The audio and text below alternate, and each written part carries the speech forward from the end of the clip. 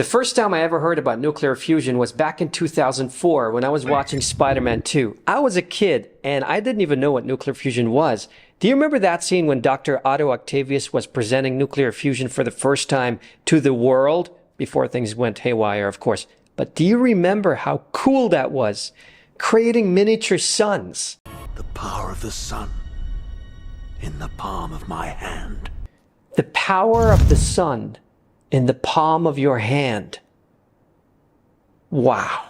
I just couldn't get this concept out of my head. And for the past 18 years, I've been patiently waiting for the day when nuclear fusion might become a possible reality.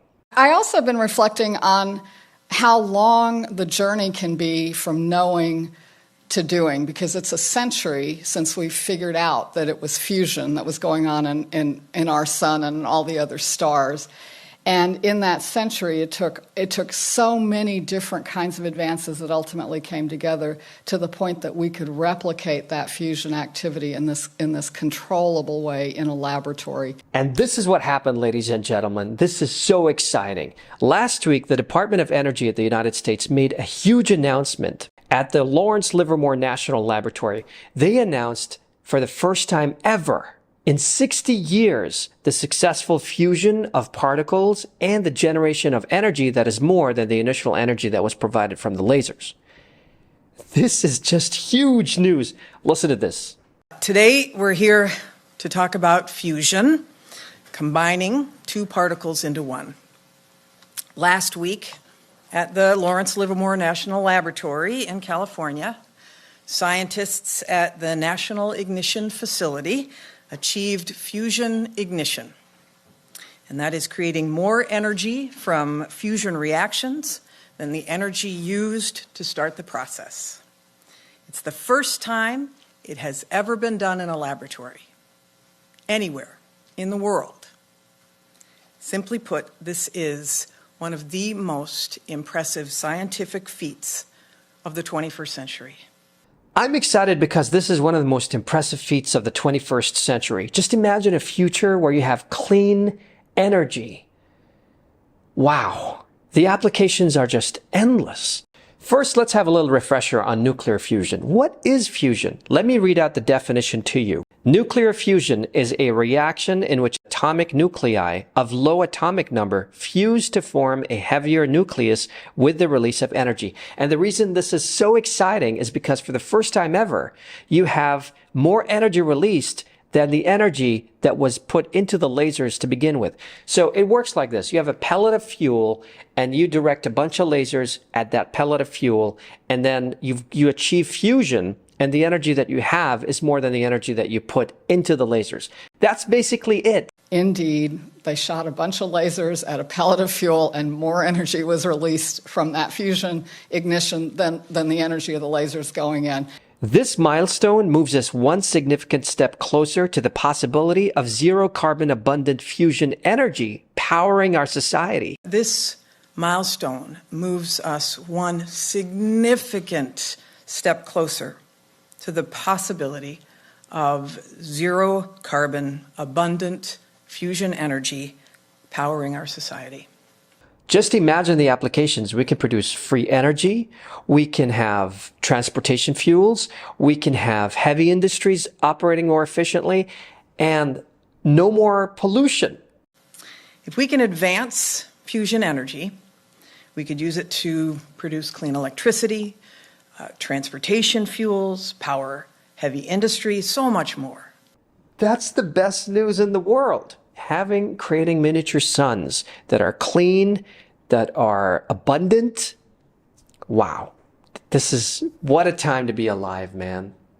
And it's a scientific milestone, scientific energy break even to achieve this.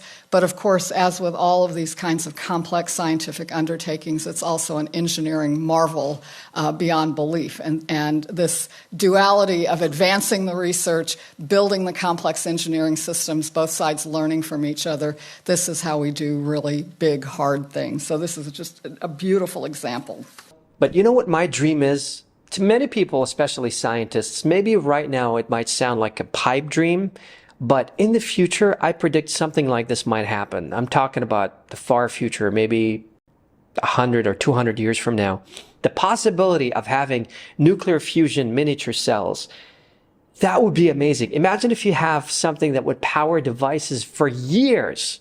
Imagine a miniature nuclear fusion cell that could power your smartphone or your laptop or whatever devices we'll have in the future for many, many years constantly. Just like that scene from Terminator. External attack. But of course, the main problem is if it gets into the wrong hands, bad people are going to use it for nefarious purposes. We all know that. Now, this nuclear fusion reaction that they achieved in America, they're going to mainly use it, first of all, as a nuclear deterrent. So politics is going to get involved. But putting politics and national security aside, the real reason this is a significant scientific breakthrough is because of the possibility of clean energy. That, to me, is the most exciting thing.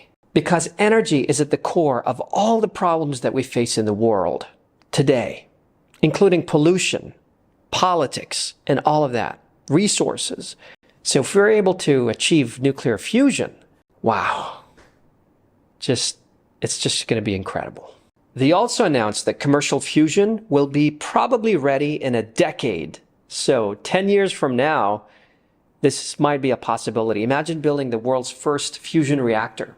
It's a huge step forward to the president's goal of achieving commercial fusion within a decade. Of course, even though this is a huge milestone, there's a lot of work that needs to be done, which is why if you are a student of physics or any other relevant discipline, getting into this kind of field is going to be the future if you want to be part of a breakthrough, a scientific breakthrough, one of the biggest in the 21st century.